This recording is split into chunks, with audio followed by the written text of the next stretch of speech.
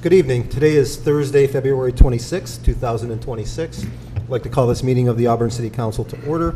Mr. Clerk, please call the roll. Councilor Diego. Here. Councilor Overstreet Wilson. Here. Councilor Cuddy. Here. Councilor Calarco. Here. Mayor Genatino. Here, please stand and join us in the Pledge of Allegiance. I pledge allegiance to the flag of the United States of America and to the republic for which it stands, one nation, under God, indivisible, with liberty and justice for all. Please remain standing for a moment of silent prayer or reflection. Thank you. Please be seated. Public announcements. Thanks, Mayor. I do have a couple of announcements this evening. The first is that the next regular planning board meeting for the city of Auburn will be held next week on Tuesday, March 3rd, 2026 at 6:30 p.m. Planning board meetings are held here at City Hall, 24 South Street, right in council chambers. And then just wanted to announce that the registration is now open for one of the more anticipated recycling events of the year. The Spring Electronics Recycling Event is scheduled this year for March 21st, 2026, 8:30 a.m. till noon. This year the site in the Auburn area will be the Finger Lakes Mall. Pre-registration for the Finger Lakes Mall site is required. The information about this is on our city website containing the link. This is a program of Cuyahoga County Department of Planning and Economic Development, Cuyahoga Recycles program. And it's always a well-organized event, and people look forward to this. It's a great opportunity to get rid of old electronic appliances, computers, televisions, things like that. The complete set of rules is available on the website as well, and we'll announce this a couple times over the next few weeks as they aim to fill up that registration. So, thanks, Mayor.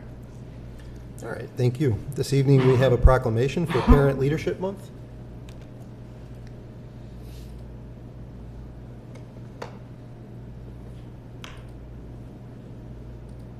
Proclamation from the Office of Mayor Genatino. Whereas parent partnership is a critical and effective way to help families identify and build upon their strengths for themselves and their families and prevent child abuse and neglect. And whereas authentic parent partnership occurs when parents have the opportunity to partner with others and present a parent perspective and lens to inform policies and programs that support the growth of protective factors leading to strong families and communities. And whereas the Children's Trust Fund Alliance is a national prevention organization, supports, encourages, and acknowledges partnerships between parents and community stakeholders, leaders, and policymakers as critical to developing strong communities nationwide. And whereas parent partnership can, with building strengths-based communities that thrive based on protective factors, and whereas parent partnership is successfully achieved when parents are partners in the planning, implementation, oversight, and evaluation of policies, practices, and programs that affect families and communities by receiving support and training and having multiple opportunities to share expertise.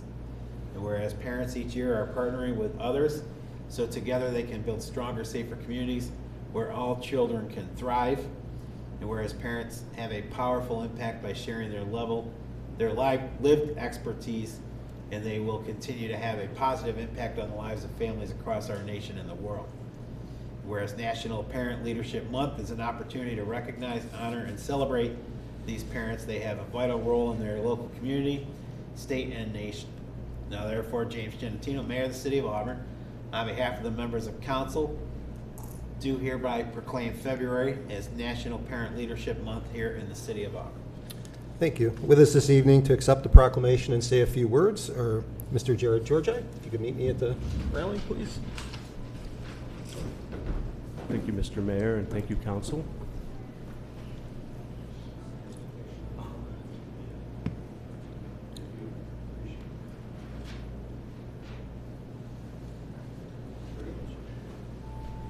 I appreciate the opportunity that you provided. I'm standing in for my wife who's coming back from a work engagement, so she prepared for me a few remarks to share with you. Thank you, Mayor and City Council, for recognizing National Parent Leadership Month. My wife has been doing work in the community for years, and I see firsthand how important it is for parents to be engaged and involved with their children and community. Taking the time to recognize this month allows for us all to reflect on what it means to be raising the next generation of children. On behalf of my family, my wife, we want to express our sincere gratitude and appreciation that our hometown city has taken a moment to recognize the leadership of the families in our community, state, and country. Thank you. Thank you, Mr. Georgia.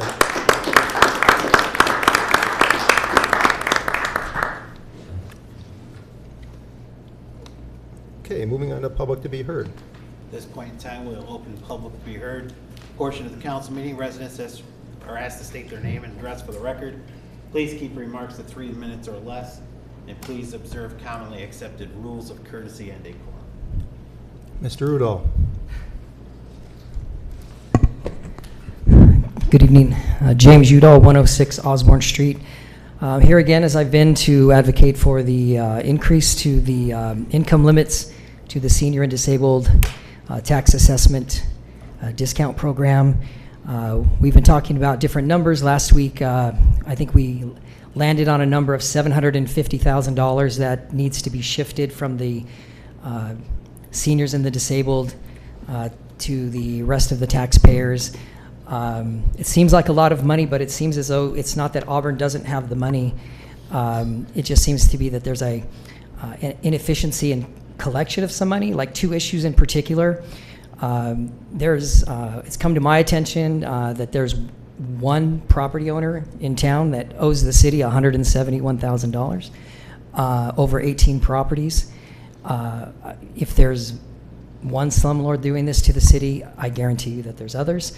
And then the issue that I just reminded of was the parking tickets. I think the number I heard is $600,000 of unpaid parking tickets. Well, if you add just the one slumlord and the parking tickets together, there's $771,000, and it more than pays for the senior and disabled tax assessment discount. And I understand that the treasurer is here tonight, and I would like him to address what is proactively being done to collect these outstanding debts that are owed to the city, because if the city needs the money, has holes in its budget, and it's preventing the city from giving tax relief to people who actually need it, well, these people need to be held to account. The people who are not paying their parking tickets, the people who are not paying their property taxes. So I would really, in the treasurer's address tonight, I would really like to hear what's being done. Are we just sending out a courtesy letter and that's it? Or is there somebody in the treasurer's office who is making calls and collecting on the money? So anyway, that's all I have this week. Thank you. Thank you. Is there anyone else wishing to be heard this evening? All right, we'll close the public to be heard. We'll move on to the approval of the meeting minutes from February 12th. Do we have a sponsor? Councilor Clarko, second by Councilor Cuddy. Any questions, discussion, or changes?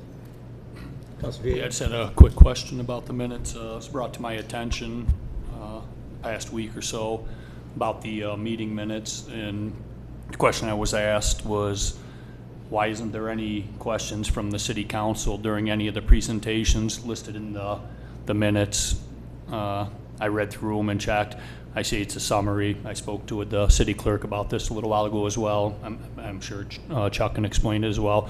That was just a question. My personal opinion on it is, and I'll just, if I can give you a quick example. Sure. One that I was thinking of was when we were talking about the bridge project. Councilor Cuddy asked a question, Councilor Overstreet Wilson asked a question, myself asked a question, but the person that was asking me about it says if you don't actually watch the video, if you just pull the meeting minutes, you have no idea that any questions were even asked during the meeting. That was what they were asking about. I wasn't aware of it until I started reading them myself. My mistake for not reading them since I started. But that was something that came up, and like I said, I spoke to the clerk about it a little while ago. I'm sure he can explain it a little better than me. I think it's a valid point that something, and I know everybody's busy, everybody's got a lot to do, but something like that maybe should be included. You know, Councilor Diego asked City Treasurer Gothier about this, Mayor Giantino asked Jeff Reen this about the bridge, something along those lines. Do you have anything you want to add? No, the minutes for council are not transcribed. They're just presented in a way which meets the open meetings law. We usually contain the full resolution. Usually it will put the presentation and any supporting documents in as attachments to the full set of minutes. But we don't, on a regular basis, we don't transcribe minutes, but I can certainly add, begin adding things moving forward. But the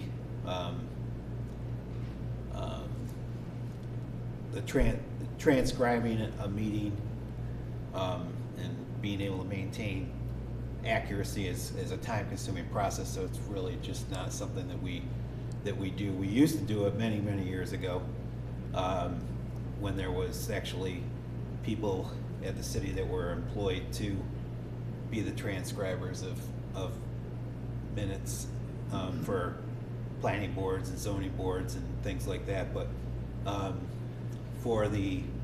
if you take a look at our other municipal comparisons in Cuyahoga County, take a look at a set of the Cuyahoga County minutes, that it's basically looks like the city minutes, where it's the resolutions that were presented and the results of the votes and things like that. Not necessarily a transcription of any of the discussion that happened around those.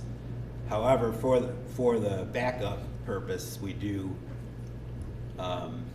live stream and record, and those video recordings are maintained as on the website. You know, you could go back right now and find years worth of meeting videos on the city's website. So in the council rules and procedures, we have both the written set of minutes and the video recordings kind of recognized as the official record of the city. If I can just add too, we've had lots of discussion about this with planning board and zoning board and other meeting minutes that the planning office has. And I think at one point we had reached out to NICOM for guidance on that.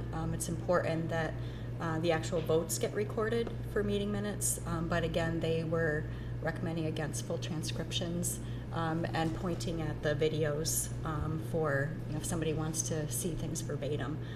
So that is the guidance that we had started doing for planning board. Zoning board at one point had been verbatim. To Chuck's point, we had employed somebody that was a stenographer, and so that was done at that point. Right, so just jumping off what you guys just said, my thought pattern in on it once again, and I understand exactly what you're saying, is like the mayor, we just had a proclamation. That'll be in there word for word in the meeting minutes next week, but any questions we ask Mr. Gothier tonight won't be.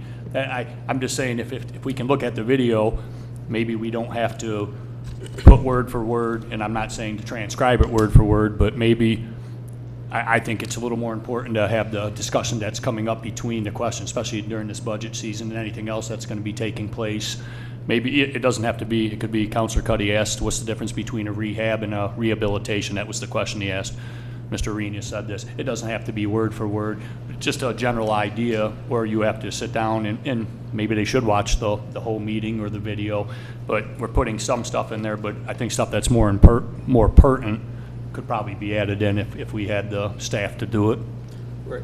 I get what you're saying. The proclamation will be in there word for word, but Mr. Georgia's comments won't be. Right. Just like the resolutions we vote on are in there word for word, but our comments are. Maybe a compromise would be when there is big discussion on something like the bridge, we could put in the minutes at what point in the video. Yeah, that'd be even easier. Would Yeah, that absolutely. be more? Like a timestamp? Yeah, a timestamp of if you want to watch this discussion, it's at this timestamp. Yeah, that would work also, you know, just so people have a general idea. Like I said, because if you pull the minutes, it's not available in there, but if they said, hey, hit 30 minutes into the meeting, yeah, that would work also. Well, I mean, that could work. What I was thinking is that, you know, there are certain things that you may want to be on the record as counselor. So wanted, like, if there were minutes and that question that I asked the city treasurer, I want that to be in the official minutes. You at that point can say, like, I would like to add such and such my question and the response of the treasurer into the official record of the minutes. That is something that can happen at this point when we're approving the minutes. Would that be Sure, also yeah, a compromise? however you'd like to do it. I think it's, I mean, I'm not against that at all. I like the idea the clerk had also, as far as, just touching briefly on what was said, or the mayor's idea as well, putting at this time frame, this question was asked, something along those lines if it's something pertinent. Any other further discussion or questions? Please call the roll. Counselor Diego? Yes. Counselor Overstreet Wilson? Yes. Counselor Cuddy? Yes. Counselor Clarko? Aye. Mayor Genesino? Aye. City Manager's report, Ms. Haynes? Thank you, Mayor. Just one item.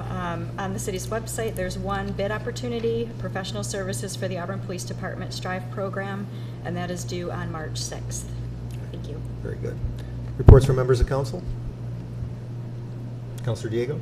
Yeah, I missed it last week. I went to that Rachel May Town Hall meeting, listened to that information for a couple hours. A lot of good information came out of that meeting. Went back out to the St. John Paul II private charter school out there, continuing their little self-defense class this week. It's a nice group of kids, small group. And I was at the Harriet Tubman Residential Center last night. They're setting up a state advisory board to try to reintegrate some of the kids back into society that don't have already prison sentences waiting on the backside. Just a little fact about that, people don't realize in New York State, any kid that spends one night in one of those secure facilities for the residential kids there, it's 88% of them go to prison after the fact. So they're trying to set up some type of board to how they can have recommendations on how to try to help some of these kids. If you can save a few of them, that would be huge. So that started last night. If anybody else wants to be involved, they were looking for more people from the community that could bring a different portion to it. There was only 3 of us there last night, but the director is very sharp. He's outstanding, and he said anybody that wanted to be involved, let him know. Okay, very good, thank you. Anyone else? Tuesday afternoon, I had an opportunity to be a guest on Inside Government at Q Community College. Just want to acknowledge Mr. Cosentino and the staff at the college, and certainly the students, the School of Media Arts, for continuing that program. It's great that they take the time to interview local officials to try to educate the public on what's going on. So. All right, moving on to our first presentation of the evening, tax collection policy. Mr. Gauthier, City Treasurer. Welcome. So Mayor, Bob and Nate and I are going to sort of tag team through this Okay. Based on some of the topics in there.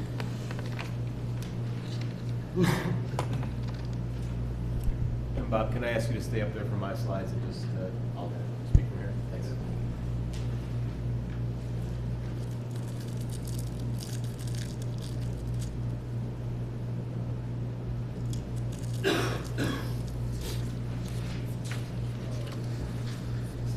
All right.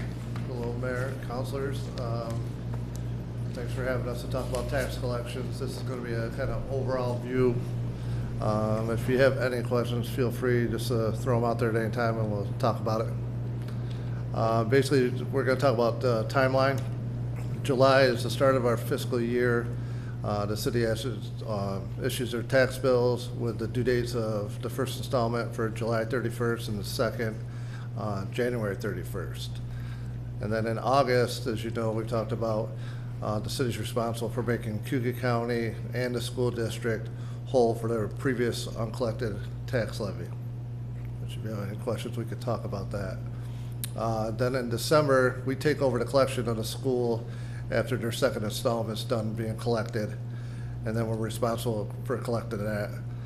And then we obviously make them whole. In February, the county, they issue their own bills and all that for all the city residents, but we make the collections. The due dates are February 28th and April 30th. So that gets us mostly through the fiscal year for us there.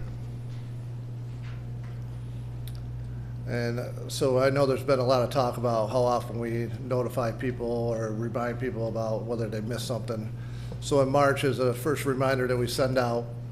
And that reminder, it'll have the city and school amounts if they were missed, and also if there's any prior delinquencies that'll be on there. So that drums up a little bit of people to remind them to come in and pay.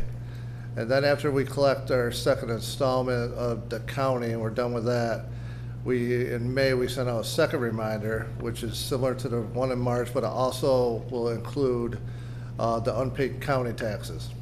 So then they get the overall view, and it also have the delinquencies. That notifies everybody that if you haven't paid the following month in June, your name will be in the paper, and it'll tell everyone how much taxes you owe.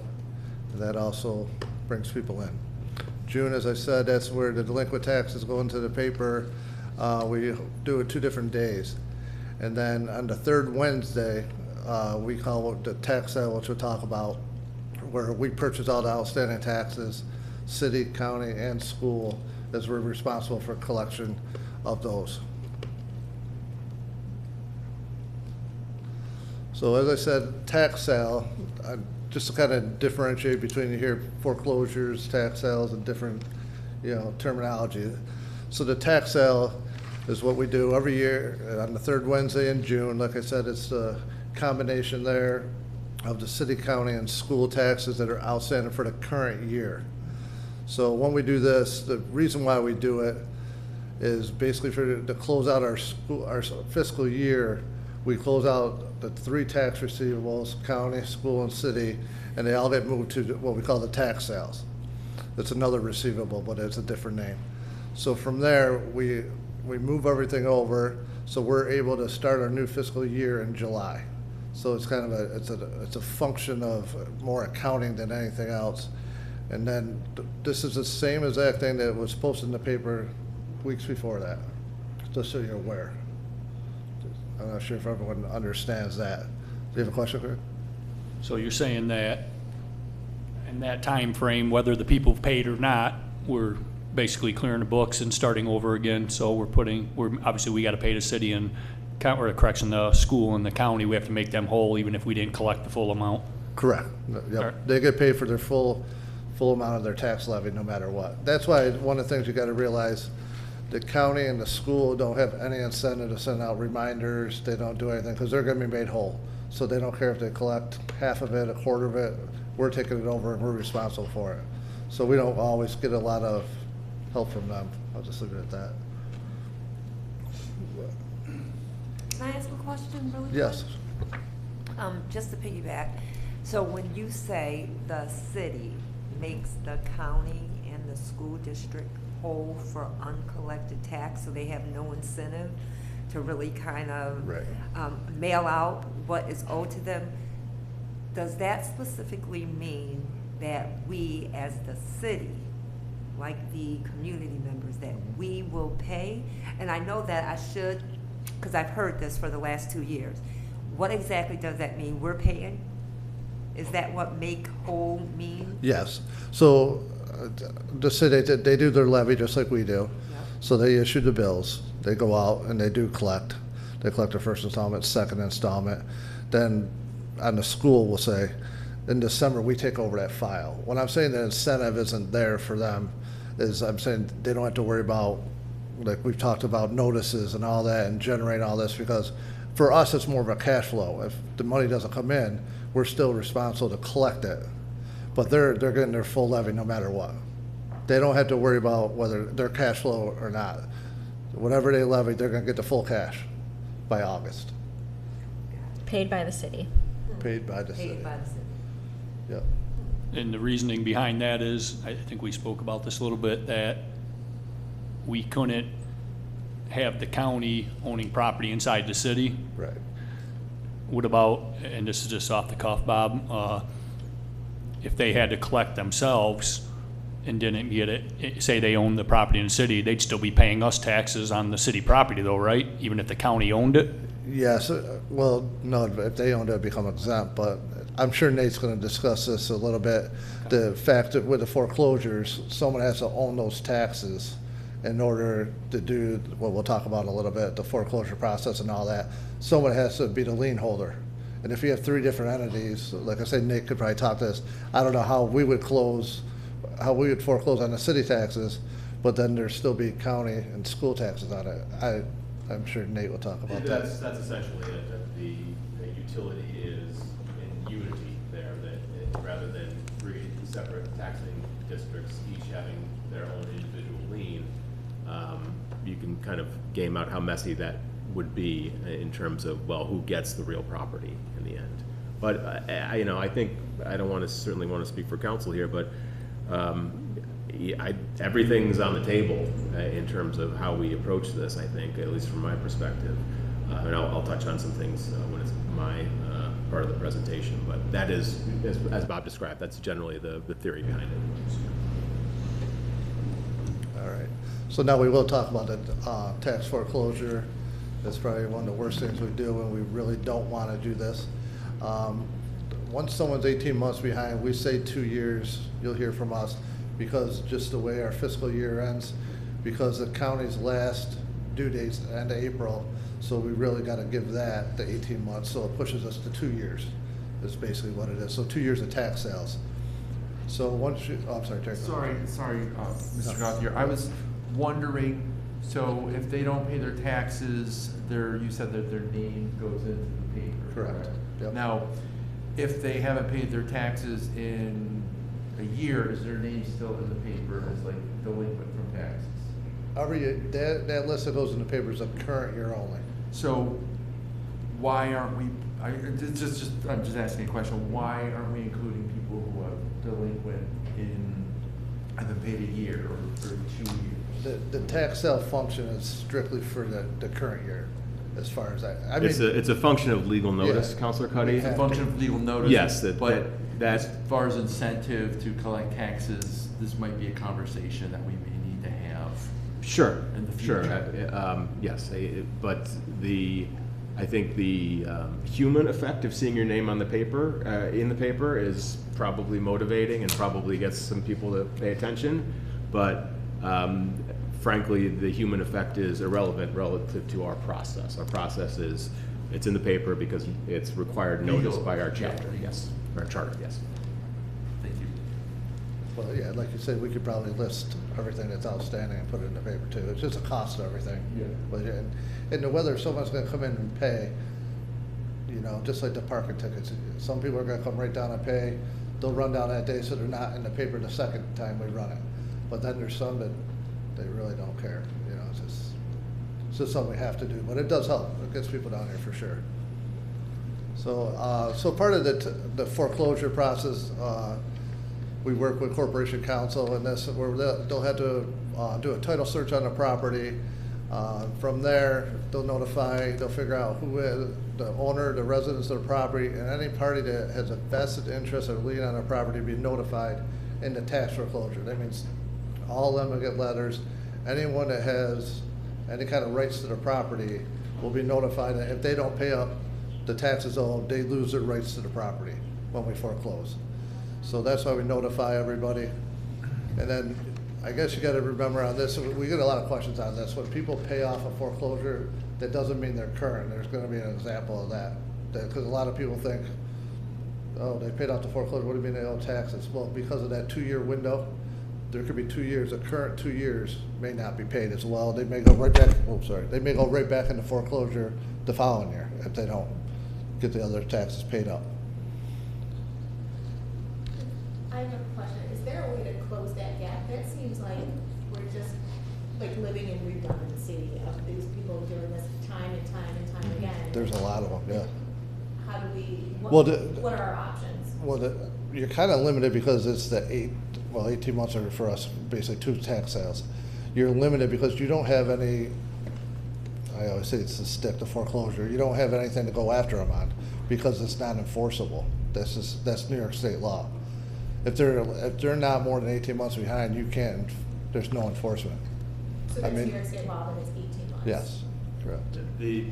I'll get into this a little bit, but the real property tax law, we do our foreclosure, is what a majority of the taxing districts throughout the state used to foreclose on properties where taxpayers haven't paid their taxes, right?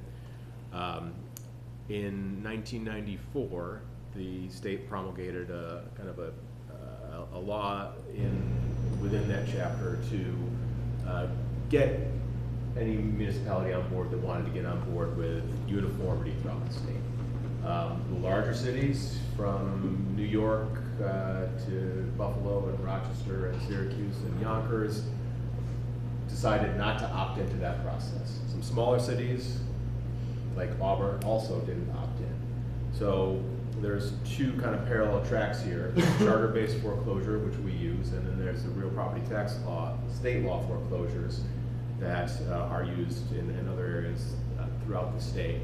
But the real property tax law process was informed by the pre-existing charter process, what we use, and also informs it as well. So basically the guardrails that the state uses are the guardrails that we have to use, even though we're not currently foreclosing on properties based on the real property tax law. And that might be the most clear and concise I can be in this matter. This is, it's really some kind of, it's very difficult to explain the process to, to city council members, right? People that know how this stuff works. And I credit Bob for having to explain this process to taxpayers. I think that's a big part of his job. So it's a very kind of opaque area of law.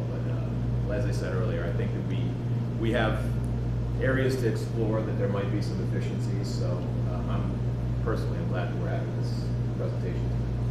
If we opted into the real property tax law, could we reduce that 2-year time frame? I think that is, ideally, the way we all pay bills as human beings, you'd like to think that there's some wiggle room there. I believe that the 2-year time frame is built into the real property tax law. So I don't, even though we want to find an efficiency there, I don't believe that is available to us if we were to opt into the real property tax law process. All set? Yeah, go ahead. Okay. Just kind of to answer your question, Councilor Clarko. If you look at this one, this is one of the properties that are kind of what I call the frequent flyers, that they'll come in every time, they'll pay out the foreclosure amount, and then I'll turn around the following year, send them back out again, and they'll pay again. And it's the only, I don't want to say good thing about it is if you see it, and my calculation down below, how to break down what he paid off this year, we make $2,000 in interest, which is an integral part of our budget that we do budget for.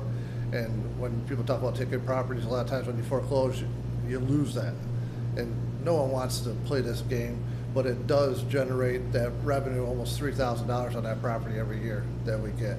So there is, I guess, a plus side to a negative thing, but that's part of it, and that's part of what we budget. So if you look at that, you can see that the following year, I'm sorry, it's small print, but that 4,000 will be eligible for foreclosure in July. So it's kind of it's a cycle. It's just unfortunate. This is one of ones that, but I did want to show this because it's a real good example of showing you that even though they paid out the foreclosure, they came off the list, they're not current. And this is the 2-year window right there is a perfect example, because that tax sale is basically the combination of everything up above from the prior year. So unfortunately, that's kind of how it goes. But I do want to say that because I think a lot of people do think once they pay out the foreclosure, they're current, and that's not. It could be true, because when we do have people on payment plans, the goal is to have them pay current. So if they did it for 2 years or 3 years, and then they pay off their debt, the delinquent part of it, and they stay current for those years, then they would be current. Then they're starting fresh. So that's what we're hoping for. But this is one of them. I have a question. Yes. And I want to make sure I heard you clearly. You said that we, on this property here, we were collecting $3,000 in interest? Well, no, I just rounded up. You got $2,000 in interest, and we have a foreclosure fee that we put onto the property as soon as we send it out. So between the two of them, 2,800, $3,000. And then that becomes a part of the budget. Yeah, we do have budgeted in there, tax interest that we have in there Okay. for when people are delinquent. And so if this is never collected, What's that? I said if this is never collected, So if we foreclosed on it, the interest is a part of it, we'd write off the tax sales. So Right. you would never have the interest part of it. okay. Yeah, we good? So basically, this guy paid off his 2024 taxes. And so he's got 2025 and then also the current year's taxes due still. Correct. Okay. So he paid off two years of taxes. Yep. That's what he paid off. So if you kind of look at it, 2 years went into foreclosure, he's got 2 years up above. Those 2 years will come down again, and then we'll be foreclosing on those 2 years. All right? Okay, so now we're gonna talk about the foreclosure a little bit more. I go through the tax sale list and that, and we pick the properties that we want to send to foreclosure. When I send a list up to Corporation Council, they send the properties out for title search that we want to find out all the vested parties and that. And then upon receipt of the title search, this Corporation Council prepares 90-day letters, and they're on the letters to contact me, and hopefully, like, this person comes in and pays, and that's what we really want.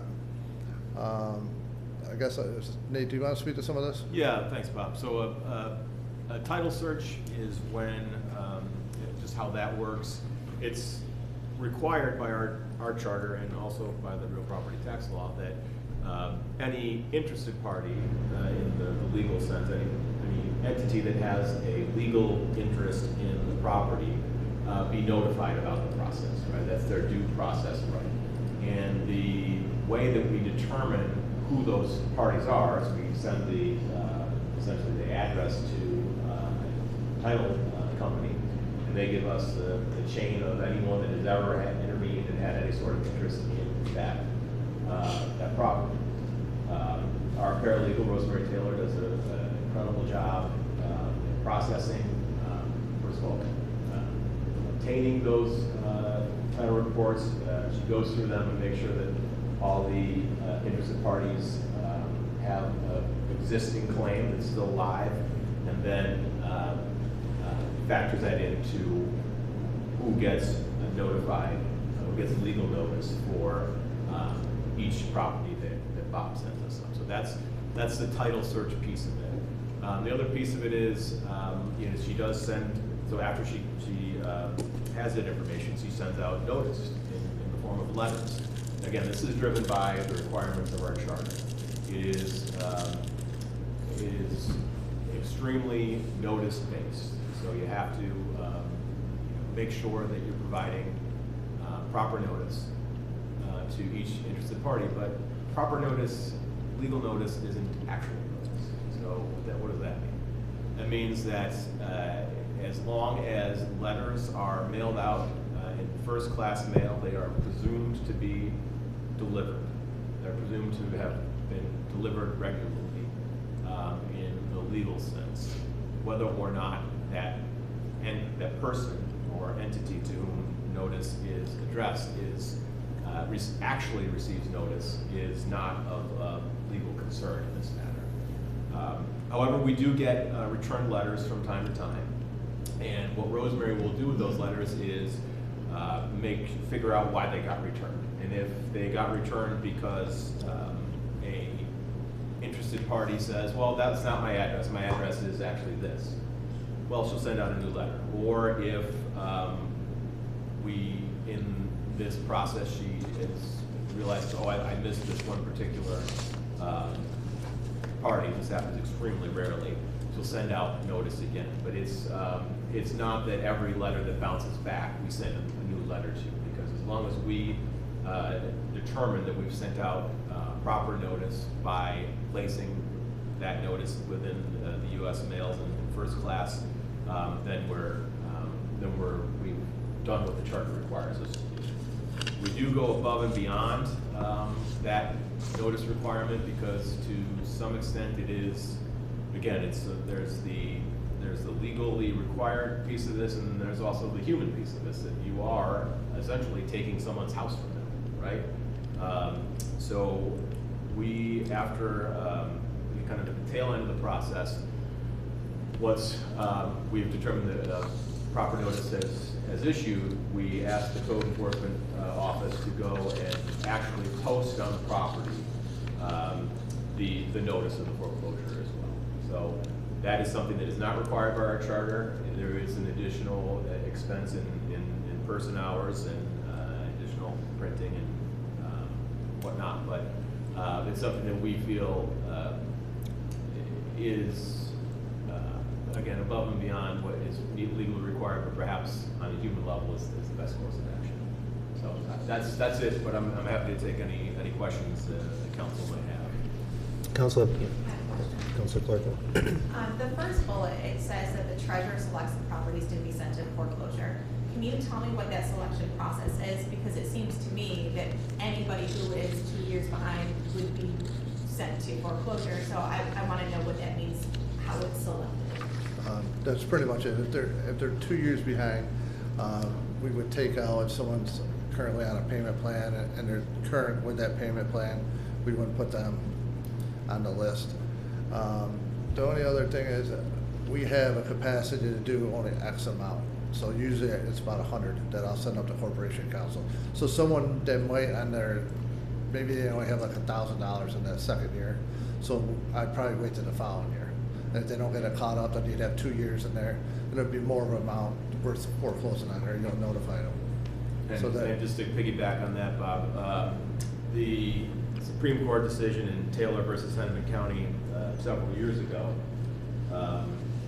made the prospect of foreclosing on a $1,000 unpaid tax lien not particularly economical for a municipality. Prior to that Supreme Court decision, as everyone here knows, municipalities were able to essentially keep all the surplus of a parcel of real property that was taken through tax foreclosure and then resold at market value.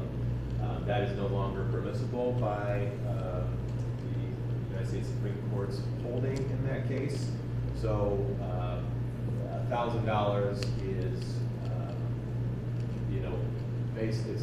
it's a calculation that Bob makes and our office generally agrees with, that the relative heavy lift of what our foreclosure process is can determine that $1,000, that very low tax amount, can wait for another year until it becomes more economically efficient for our office to act on.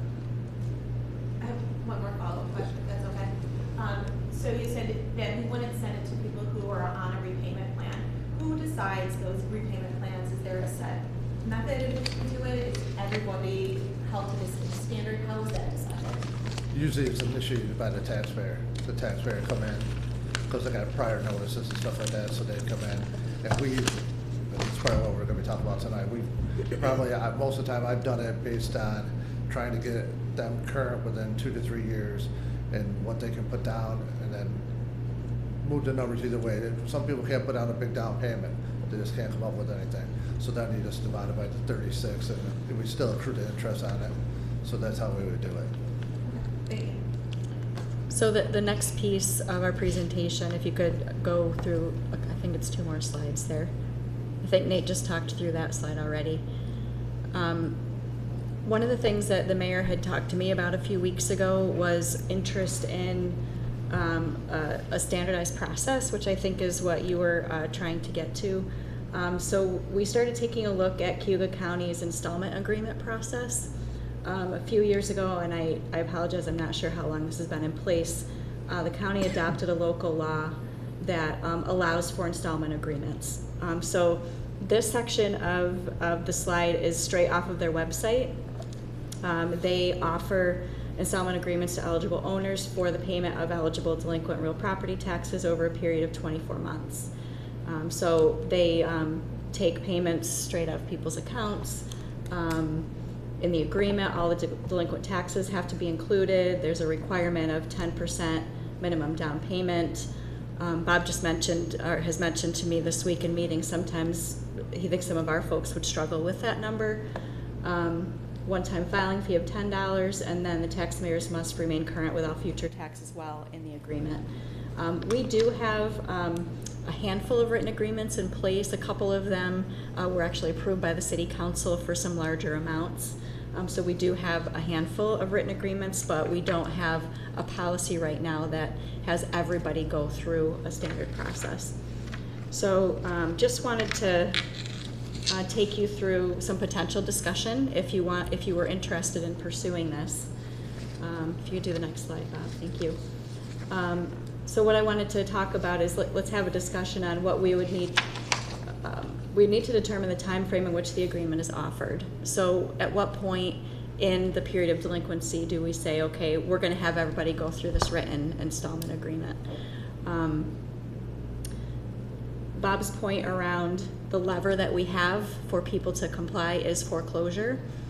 So we could get into a point where we have written agreements and then end up in foreclosure anyway. But again, if there's an interest in a standard process that everybody goes through, this is an opportunity. So open to the discussion around what point you would be interested in us having that account go to a written installment agreement. Again, right now, we're 2 years out before we start talking about a foreclosure process. People call right now, ask if they can get into repayment plans. Those plans are not signed or written at the moment. So, you know, that's something we could talk about. There's just a few ideas for some of the agreement terms that we could talk through. The county's term is 24 months. You know, could we do 36 months? Does that make sense? Monthly payments. Do we require that 10% initial down payment? We also want to make sure the taxpayer stays timely with all new taxes and water bills. And then I had one more slide about reasons they would not be eligible to enter into an agreement if they had a foreclosure on another property within the past 3 years. If they're a property owner where there exists a delinquent tax lien unless the tax lien is eligible to be and is entered into a tax installment agreement, or they've defaulted on a loan agreement within the past 3 years. So we just tried to throw some ideas out there to think about terms. If there's interest in this, we can start working through some of the parameters of a program like this. And then we would have to determine the council's approval process. Is it a resolution? Is it a local law? Is it an ordinance? So based on some of the direction you want us to go in, then we can sort of research what we would need to do next to put something like this in place. Nate or Bob, did you want to speak into anything related to an installment agreement idea? No, I think what you said is, that's correct. I think, like Councilor Clark, like you said, there's really no way we're going to get into an agreement until someone initiates it. And usually that would be if they're in the foreclosure. That's going to really drive someone to come in and talk to us and get on an installment plan. Some people voluntarily are close to foreclosure and are almost eligible, and they want to prevent getting those additional fees added on, so they will call, and that would initiate the process too. At some point, no matter what it's going to be, the taxpayer's got to call and want to do this to prevent the foreclosure. And the whole point is to try to get them current. That's the main thing. We don't want to take the property. You're not making any money taking any properties anymore. Plus, you want to keep people in their homes. Questions from council? I don't know if you have the figure off the top of your head, Bob. How much are we paying to the county and the school to make them whole, considering it's coming out of our money every year? It depends it really depends. I just looked, the school district brought it over this year, back in December, it was just shy of $2 million. So, but we collect up until that point, and then that's usually roughly about 7 8 million that we end up fronting them. But you gotta remember, when that comes over, we get 5%, we get the treasurer's fee to add on, so that's about 100 grand this year. But once we collect it, you gotta collect that though, you know. So it's about, I would say 800,000, 700, 800,000. The county, we collect right up, and we keep paying them each month. until and there's this past year, it's like 450 or something like that. It fluctuates a little bit. Any other questions or discussion? Mr. Goth, thank you for being here tonight. I think it's an important conversation to talk about what the process is, not only so that we all understand it and are familiar with it, but the public as well. My biggest motivation for this was to have a standardized policy in place for repayments. I understand that and this was great conversation because I've always said, well, why isn't it 1 year instead of 2 years? Now I understand why. Our hands are tied through state law. Obviously, the goal is not to foreclose on anybody's property, whether it's private owner where somebody lives there, whether it's rental property that a large property owner owns multiple properties throughout the city. We don't ever want to foreclose. And I think having a standardized policy would be helpful. If we're sending a letter out after year 1 as a reminder, I think it would be beneficial to include in that letter what our repayment policy is. People may not even understand that there's a repayment policy. We could add that for sure. Yeah, and I think having general parameters is a good idea. If we have to, I guess, veer off from those parameters, maybe it has to come to council for an approval to vote. If somebody can't comply with what the tenets of that policy are. We've done that in the past for certain property owners. But I think having a standardized policy creates fairness. Again, informs people. They just might not know that's available to them.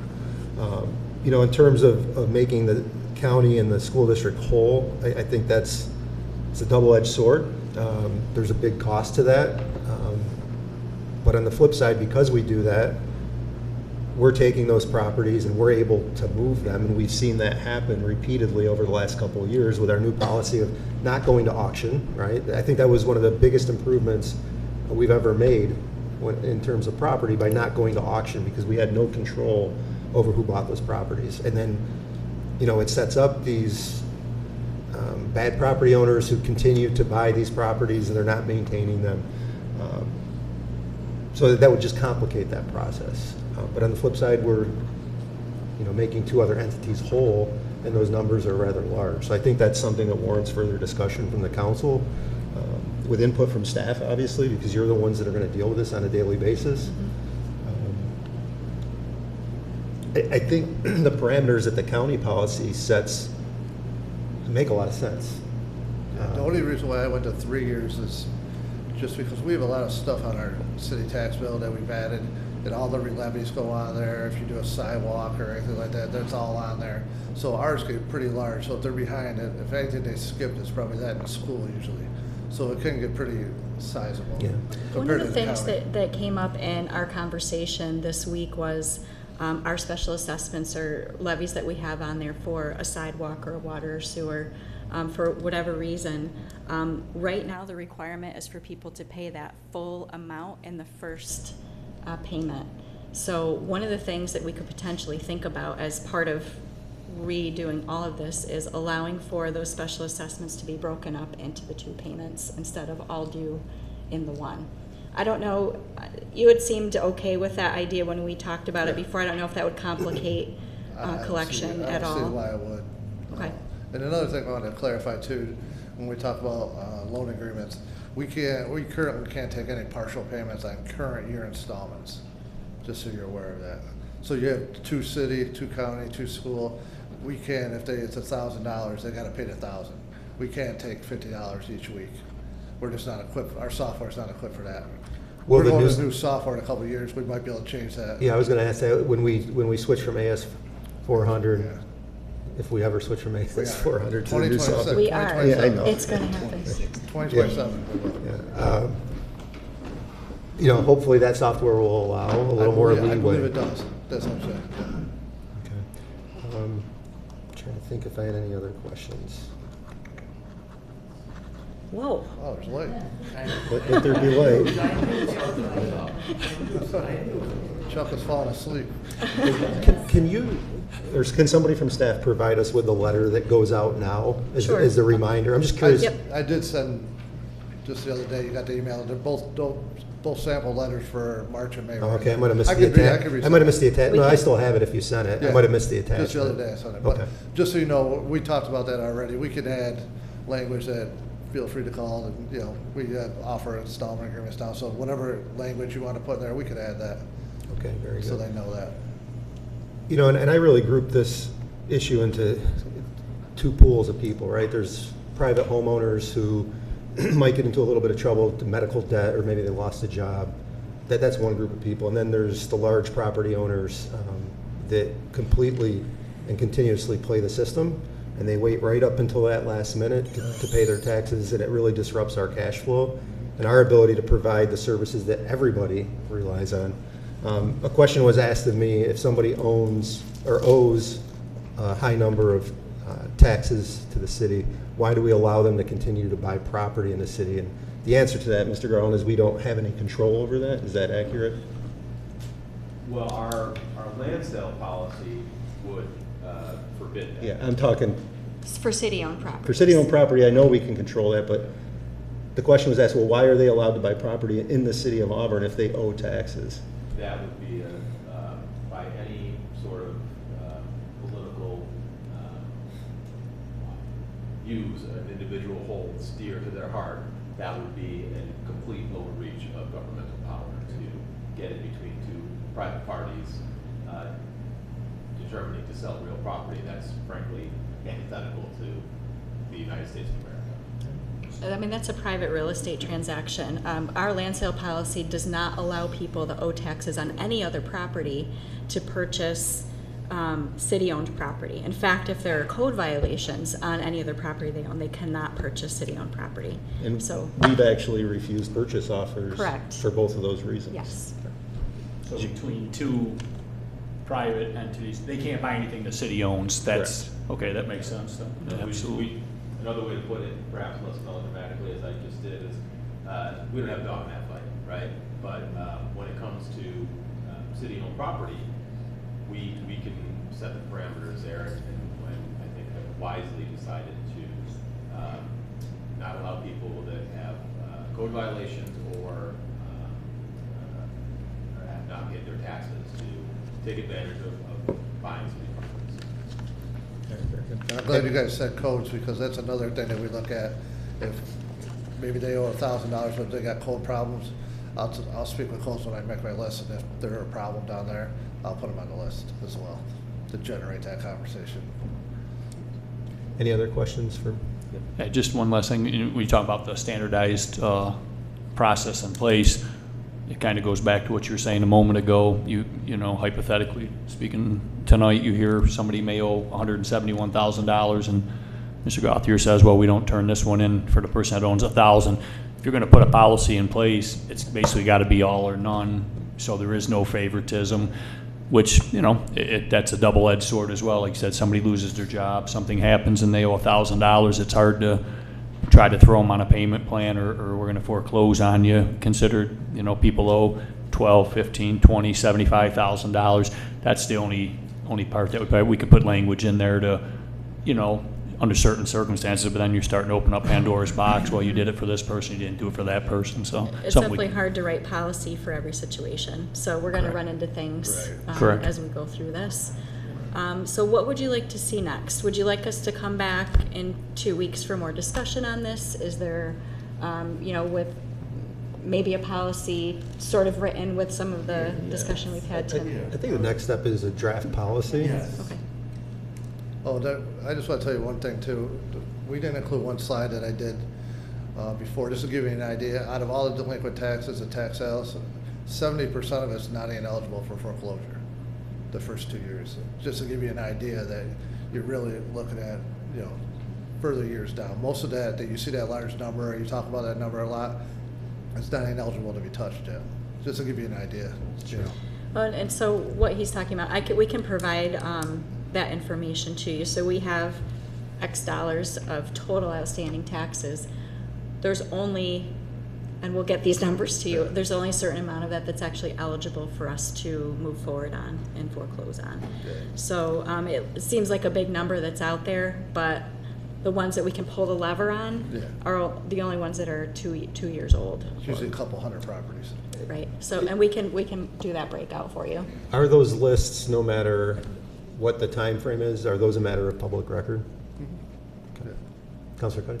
And I think, you know, because that numbers of unpaid taxes is, you know, so important now, especially since we're heading into a tough budget season, and you know, we want to use every tool that we can, whether it be a standardized installment payment plan, you know, how we may try to encourage people to pay those taxes. I know that it's you know, it's been tough for the collection of parking tickets, but you know, generally, has it been effective to have people's names in the paper, and have they come in and paid their parking Yeah, I mean, tickets? I'll defer to Bob, but There's an initial rush that people came in, and it's like anything else. It goes in, they go out, it slid down. Then the boots started happening, and picked back up a little bit. But as far as, like you say, every year those names go in the paper that tell people that they're behind. And I get phone calls all the time. They didn't know it, their friend called and told them their name was in the paper. So you'll get a rush a little bit, they'll come in and pay. Then you got the ones that they don't frankly care whether they're in the paper or not. I mean, I don't know if there's value continuing to put the names in the future if they're a year behind or 2 years behind. I don't know what the answer is, but so I mean, there's a piece of it that we're legally required to do, right? Yeah, So and I'm just some of saying- that will help, but to your point earlier about putting the we're ones not that are legally further required to behind. put the parking tickets in, but the reason why we're doing that is to Well, try but to. what So you're we're trying doing to say the like park- the top 100, just put the top 100 in the paper to see if that generates guilt? We're just looking for, Yeah, we're no, looking for no, ways to no, I like know. get people to pay their taxes. It's like a it's hit just- list. Yeah, no, I understand. Yeah, So I mean. the other yeah. thing we could do, I mean, we have that list of parking tickets on the city's website, which doesn't cost, I mean, it costs our time to generate that list, but we could, to your point, take some of those older taxes and put them on the website. I mean, that's another way to do it instead of putting it in the paper. I'm trying to think of ways besides the installment plan to address an issue. I think the website, because it's not as costly, that might be a good idea. It'll get people talking, Easy that's for for people sure. to see, yeah. Any other questions? Thank you, Mr. Gothy. Thank you. Appreciate it. Next, we have a city website update by the city clerk. Okay. All yours, Chuck.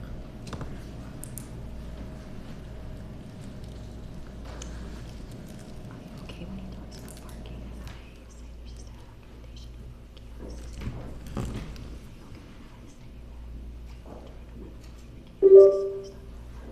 Is he talking about tonight? Yes. Oh, I didn't know that. Just to start the conversation, I know you wanted us to do it about the kitchen.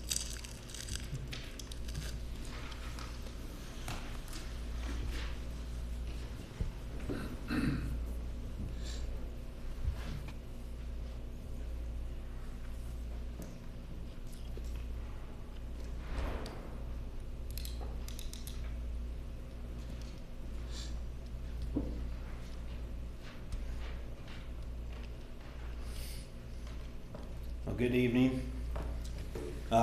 This presentation is going to be pretty quick. Our current city website, which we've been using for about the last 9 years, since that was the last time we had an update to the website, is getting an update. It's a project that's been in the works for the last 3-4 months. We're probably about halfway through pushing the old website over to the new website. But there's going to be a lot of very noticeable changes between now and June, so I just want to kind of present the overview for everybody. And some of the things will be very noticeable to the council as well. So the old site is on the left there. It's been a very good site for us. we built a lot of extra things into it 8-9 years ago, and we've gotten good use out of it. However, where we're at, our current website hosting company is called Civic Plus, and the old site sits on a Drupal program, which is no longer going to be supported by the Civic Plus, so they're pushing us to their newer, more modern versions of municipal websites. Somebody might ask, why are we getting a new website when we have a tight budget? But this is no new expense to us. It's just we're on old technology and we're switching over to new technology, and our contract with Civic Plus basically remains at the same price that we've been paying them annually for quite a while. So that is the actual, what the new homepage will look like there on the right. A lot of things are just there now as placeholders, but that's the new look of the site.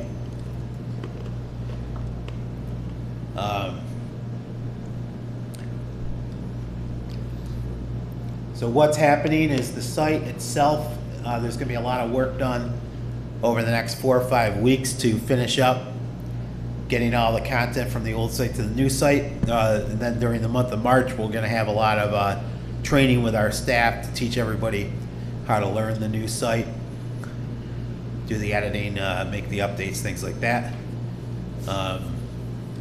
And the biggest thing that we achieve with the new site also is being compliant with Americans with Disability Act.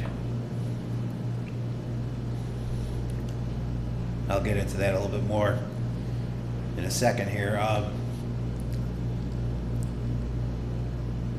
So I just went through the timeline.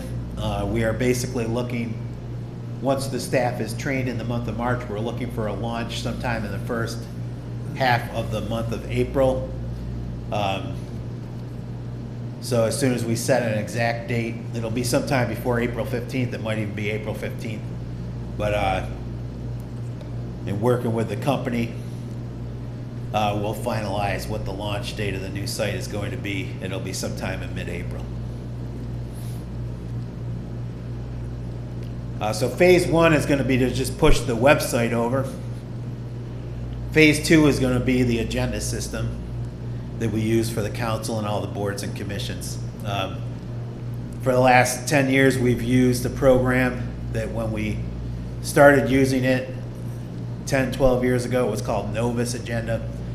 It was bought up several years ago, about 8 years ago, by Granicus, and we've used that Granicus agenda system. It's pretty much the only online agenda system we've ever used. Our contract with Granicus expires on June 30th of this year, and that is when we will stop using Granicus. What we're going to do is we're going to start using the agenda system that's built into the Civic Plus website. So what happened is, years ago,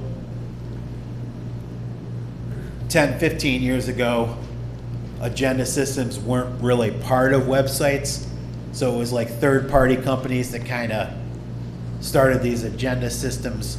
But now what's happened over time is agenda systems have been kind of like integrated into website platforms, so they're kind of standard operating procedures. Is that an extra cost with Civic Plus, or is it kind of included? No, we actually save a little bit of money doing it this way because it is included in the Civic Plus nowadays. It didn't used to be, 10 years ago, agenda systems weren't really part of the sites. That's why we went out with the third party. But nowadays, websites pretty much include the agenda systems. So the switch for the agenda system is going to happen between April, May, and June. We'll start the training on that with staff probably in April. We'll start doing it. We'll start probably double programming some meetings, continue to program the Granicus, and have the staff train a little bit on the Civic Plus. And when we're comfortable as an organization to switch it over, we'll switch it over sometime in May or June probably. We do have to be switched over by June 30th for the agendas. So.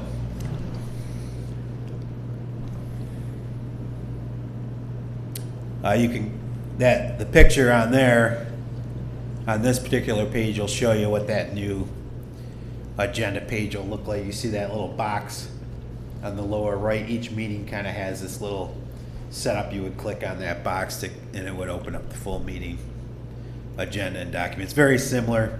And on the back end for staff, it's going to be a piece of cake. It's really just a matter of dragging and dropping your documents and PDFs and entering a few things into the mix. So the Americans with Disability Act regulations for websites for municipalities goes into effect this year for cities of 50,000 or more. Municipal websites need to be compliant. This year for municipalities of 50,000 or less, we have until 2027. The good news is, as far as the structure of the site and everything, we're going to see much improved ability for it to be ADA compliant when we switch over. And then future programming of that site is really up to us and our staff to make sure that we maintain ADA compliance, especially when it comes to uploading PDFs and things like that. There will be ADA considerations that need to be taken into consideration before we post things to the website. But the Civic Plus company will be working with us here over the next 5-6 weeks so that when we launch, we'll be in really good shape for compliance wise.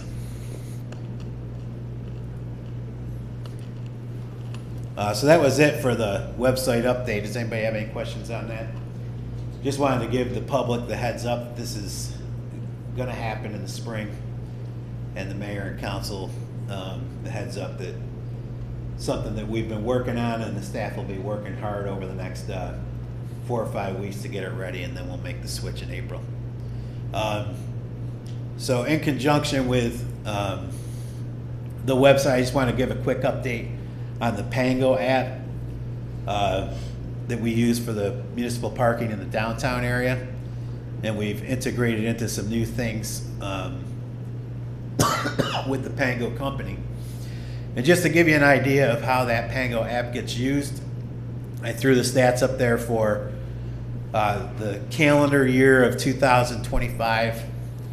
There was a total of over 32,000.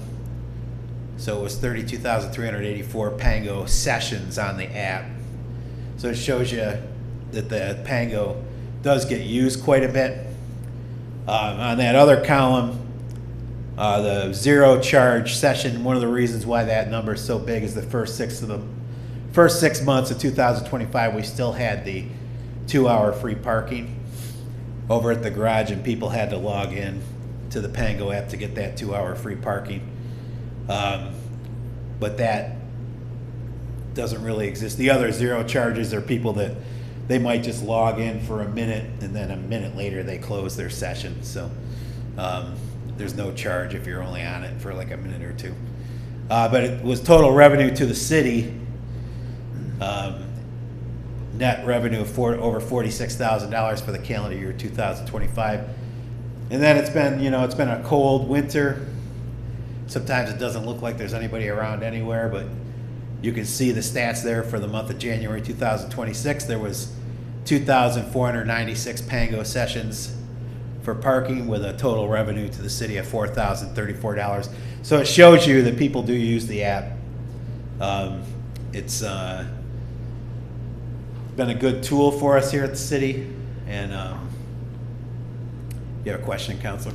Yeah, so just wanted to make sure that, so there's other revenue besides the Pango app. What are some of the other revenues that is collected? Is it their credit card or prepay? The Pango is all credit card. All credit card. Yep. So, People say it works just like any other app. You know, if you're online ordering from Amazon, or if you're online ordering through Toast or DoorDash, You put your credit card information in, your Apple Pay information, you make payment that way.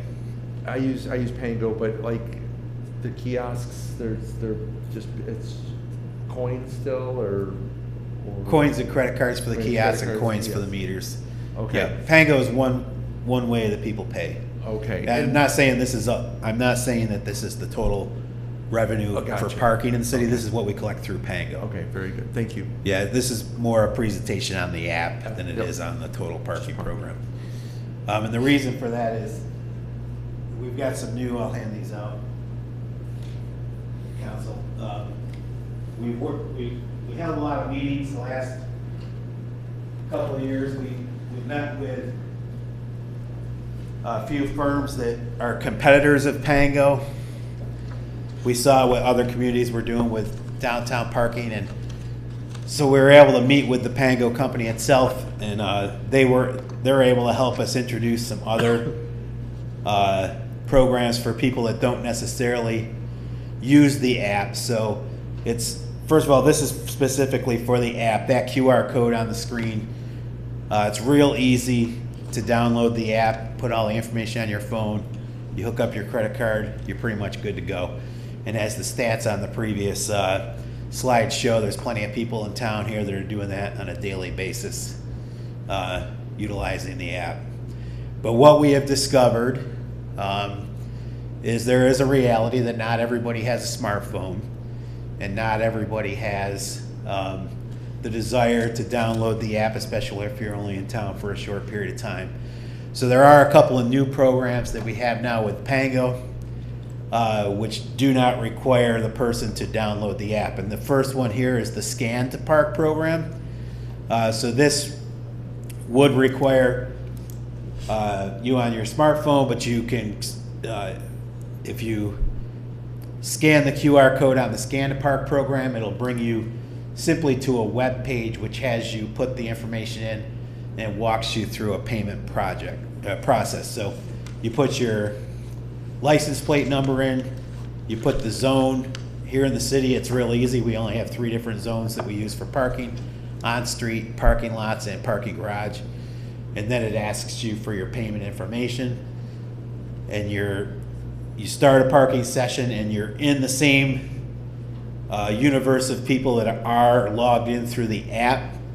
So Pango, our system, our officers that are out there on the street checking if people are on the Pango system, this is all integrated with the same technology as the app.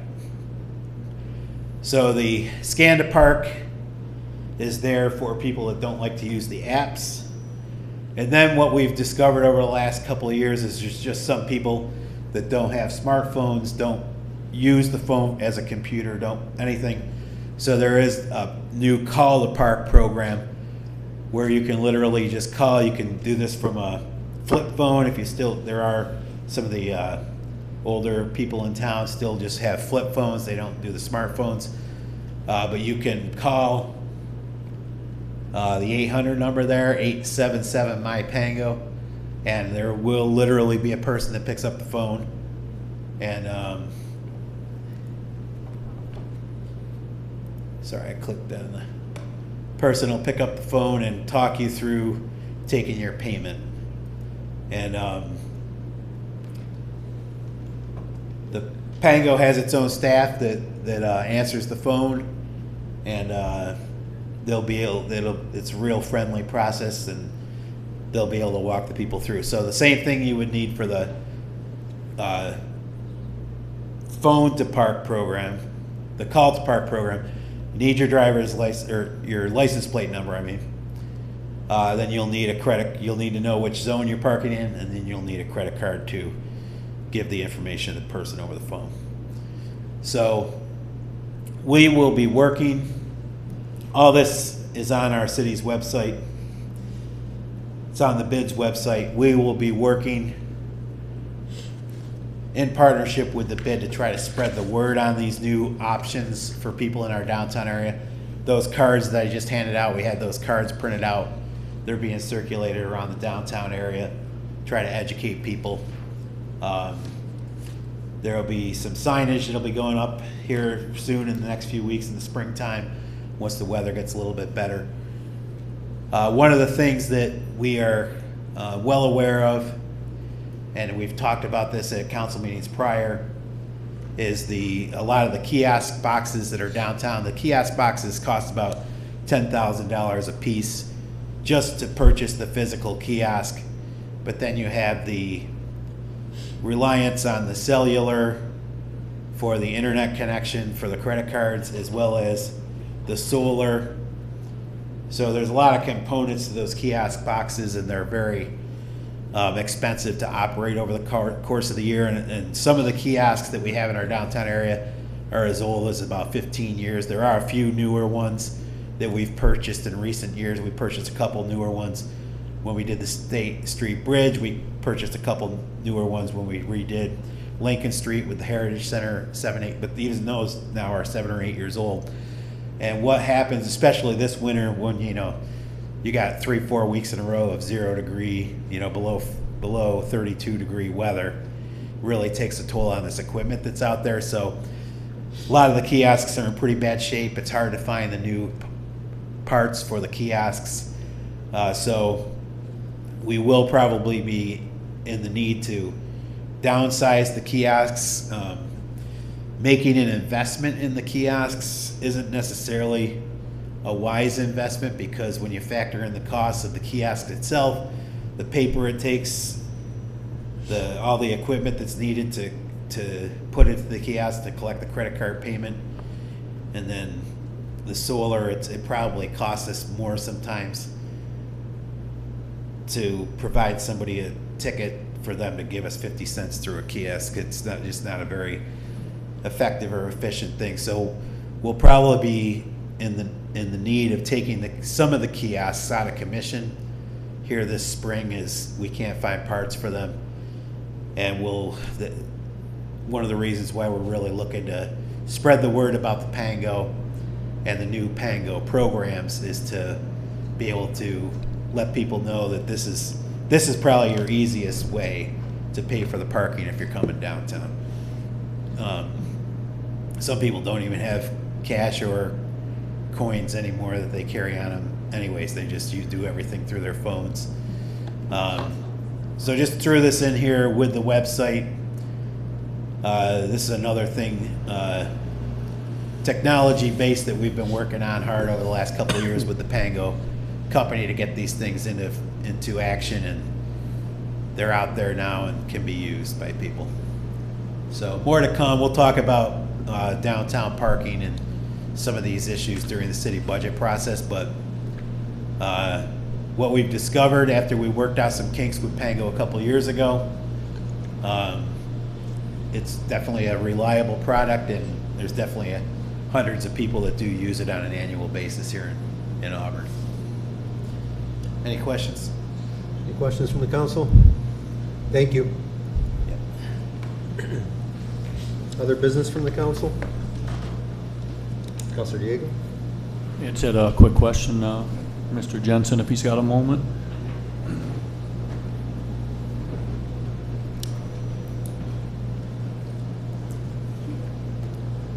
Speaking to Mrs. Storrs yesterday about the water meters that they've been putting in, people that are 10 years or older. Right. She explained it to me. The feedback I'm getting from one person's really upset about it. I'm sure you already know who he is, but how are we, I don't know if justifying is the proper word, we're going to go in and change somebody's water meter. Yep. If they don't change it, there's a fee, and then there's a 25% surcharge on their bill if they don't.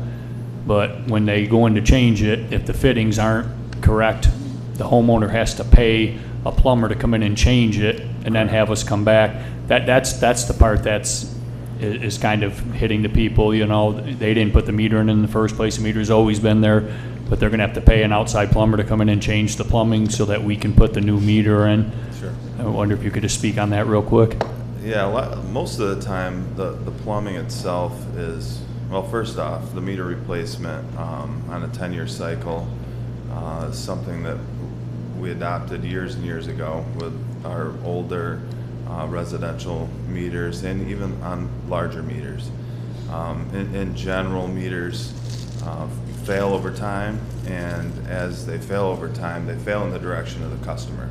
So it's usually in the utility's best interest to stick to a fairly robust meter replacement program so that those meters are reading as accurately as they can be, and everyone is paying their fair share for the water and then sewer use. Our newer meters that we're now installing have a longer warranty to them, or they last longer and they're accurate for a longer period of time. So it's really those older meters that are 10 years plus that we're trying to get out of the system. Typically, it's a plug and play. The meter throw size is very similar or exactly the same. The diameter and the connection pieces are the same. What we'll run into typically, and I'm not sure the specific example, but oftentimes what we'll run into is the plumbing inside the home is in pretty rough condition, or it's at the point where if we touch it or start to mess with the fittings, it's likely that a larger leak could occur. So we don't tend to try to get in there and cause more problems than we should. Nobody wants a leak in their house. And it is true that there is a recovery there for those who don't replace their meter, and they also need to hire a licensed plumber to provide for that. So I know it can be frustrating for a homeowner who's in need for meter replacement, but we don't get into doing or self-performing the plumbing work on behalf of the resident. Okay, just off that topic, one other question real quick. I brought it up a little while ago. You know off the top of your head in that contract when we paved North Street what the warranty was on it? The only reason I'm asking is it's about 6 months old, but the main part where you can see right now where they were doing the Standard Ave widening project, they had stopped paving right at that one part, a couple houses up from the corner. They had paved the rest of all of North Street, and they waited. Obviously, they were going to connect that when they were done. There's a couple potholes there that got to be 2 foot by 2 foot wide, side by side. They're probably 6-7 inches deep. I just don't know if there's a recourse for us to go back on the company that actually did the paving. That's not from just plowing or something along those lines. That's, I don't know a lot about paving, but Sure. 6 months old, there's no way at $750,000 that we should have potholes on a brand new road. Yeah, we can look at that this spring once we get through the full winter cycle, because more could appear. Correct. When we paved North Street, it was communicated at that point in time that wasn't the ultimate fix. The ultimate fix that needs to happen on North Street's full reconstruction. Correct.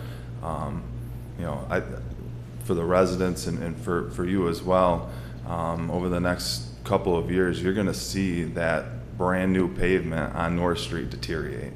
It's going to deteriorate around the manholes and in many other locations. There were sections where we paved an overlay over something that is failed beneath it beyond preservation, which this was a preservation measure to buy us a few more years while the state continues to work towards a fuller plan to do deep, full reconstruction of North Street, which is what needs to happen there. Right, 100%. It's just hard to stomach that we could spend that type of money and get 6 months out of it. You know what I mean? That's the complaint, I guess.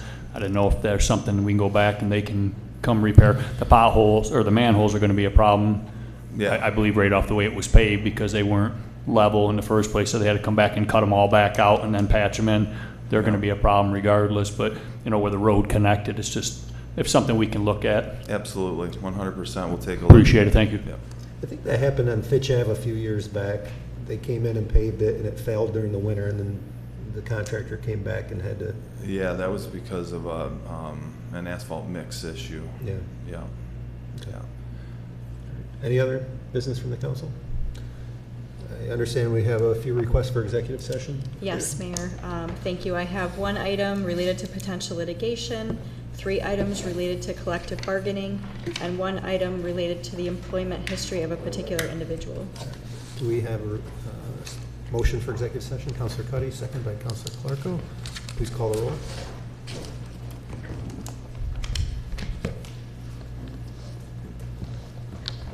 Motion for executive session at 6:32 PM.